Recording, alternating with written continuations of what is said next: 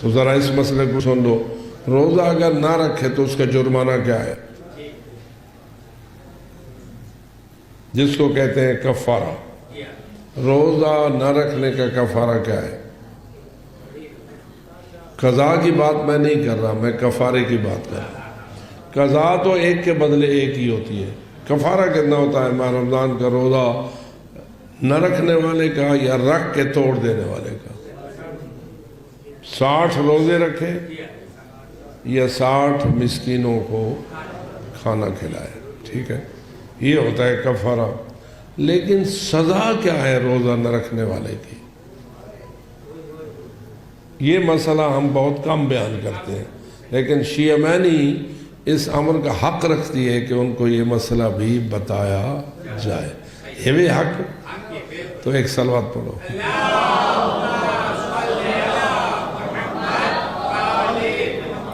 اگر کوئی بندہ ایک روزہ نہ رکھے، حکومت اس کی ہو جو روزہ نہ رکھنے کی سزا دے سکتی ہے، اور وہ یا امام کی حکومت ہوتی ہے اور یا نائب امام کی حکومت ہوتی ہے، تو جو رہی ہے سزائیں جاری کرنے کا حق اللہ نے کس کو دیا ہے؟ یا اپنے امام کو دیا ہے یا اس کے نائب کو دیا ہے۔ باقی کوئی اللہ کی سزائیں جاری کرنے کا حق نہیں رکھتا۔ یہ بات علیحدہ ہے، میں اس میں زیادہ بات نہیں کرتا۔ تو حق تو ہے نا امام کو یا نائب امام کو۔ اب ایک بندے نے روزہ نہ رکھا اور امام کی حکومت کے نمائندوں نے اس کو روزہ توڑتے ہوئے دیکھا اور پکڑ لیا، کیا خیال ہے؟ ایسا پکڑ سکتا ہے امام کا کوئی نمائندہ یا نہیں؟ مثلا ایک دن ایک بندہ دن کو بیٹھا کھا رہا تھا، امام کی نمائندے نے آ کے اس کو کھاتا ہوا پکڑ لیا، تو پکڑا گیا نا کہ اس نے روزہ نہیں رکھا۔ اب ہم تو جانتے ہیں کہ وہ 60 روزے رکھے یا 60 مسکینوں کو کھانا کھلائے۔ نہیں بابا، وہ کفارہ ہے۔ جو جرمانہ یا سزا ہے وہ یہ ہے کہ اس بندے کو پکڑ کے کوڑے مارو۔ یہ دوسری بات ہے، یعنی کفارے سے علیحدہ ہے سزا۔ یعنی امام کی اگر حکومت ہو تو فقط کفارے پہ بات نہیں ختم ہوگی، کفارہ تو تیرے اوپر ویسے واجب ہے، کھلے ہی کھا، کوڑے ہی کھا۔ اب ذرا آگے سنیے، ایک روزہ خور پکڑا گیا، ایک مرتبہ اسے سزا ملی، کوڑے لگے، لیکن دوسری مرتبہ پھر وہی روزہ خور پکڑا گیا، تو پھر وہ جو کفارہ ہے وہ تو ہوا دوسری سزا، پھر اسے کوڑے مارو۔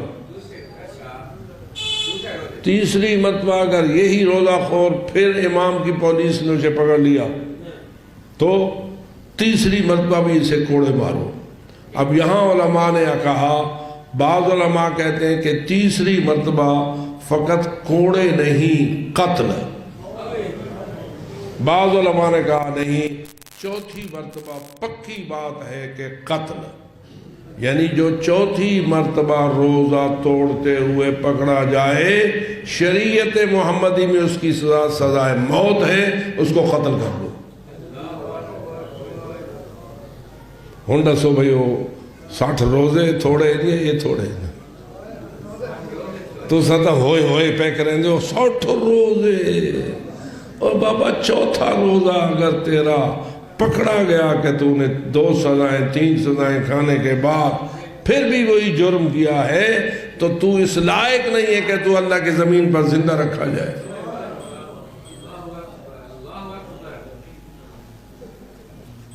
اگر آپ فرماتے ہیں اللہم عجل فرجہ وسہل، اے اللہ سیاں مولا کو جلدی بھیج۔ اور مولا جو آسن کوئی بئی شریعت کے ناسن یا اپنے نانے دی شریعت کے ناسن۔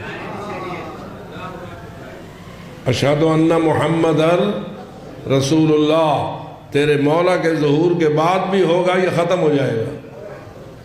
جی اشہد ان علی ولی اللہ مولا کے ظہور کے بعد بھی ہوگا یا نہیں ہوگا؟ تو اس کا مطلب یہ ہے یہی قرآن، یہی شریعت، یہی رسالت اور یہی ولایت چلے گی. جس کا تو آج کلمہ پڑھ رہا ہے وہ کلمہ وہی ہوگا. البتہ آج یہ ہے کہ کلمہ پڑھتے ہو نافذ نہیں ہوتا شریعت کا حکم، لیکن جب امام آئیں گے پھر نافذ ہوگا یا نہیں ہوگا؟ اگر امام کے زمانہ حکومت میں کوئی روزہ توڑنے والا پکڑا جائے گا تو کیا اسے کوڑوں کی سزا اور بالآخر سزائے موت دی جائے گی یا نہیں؟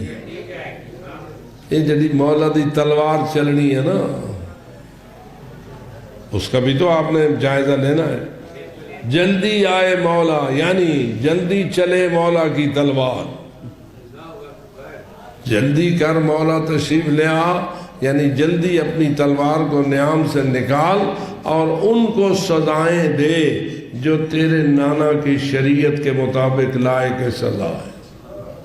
اور ان میں ایک سزا یہ ہے جو میں نے آپ کی خدمت میں عرض کی کہ جو روزہ توڑے یا روزہ نہ رکھے اس کی فقط کفارہ نہیں ہے، سزا بھی ہے. توجہ ہو گئی ہے؟ کفارے کا فائدہ ہے، آخرت کی سزا نہیں ملے گی.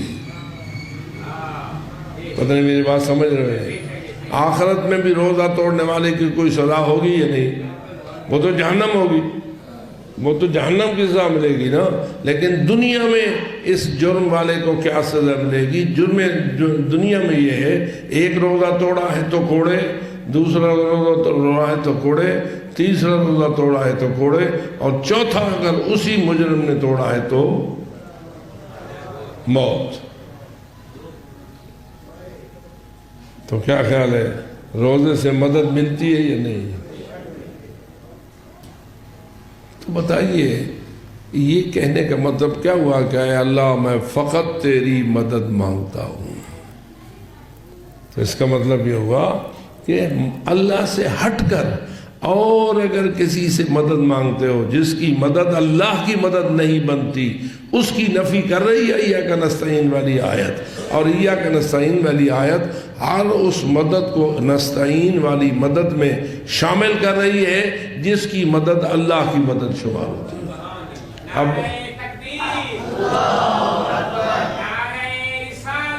یا رسول اللہ،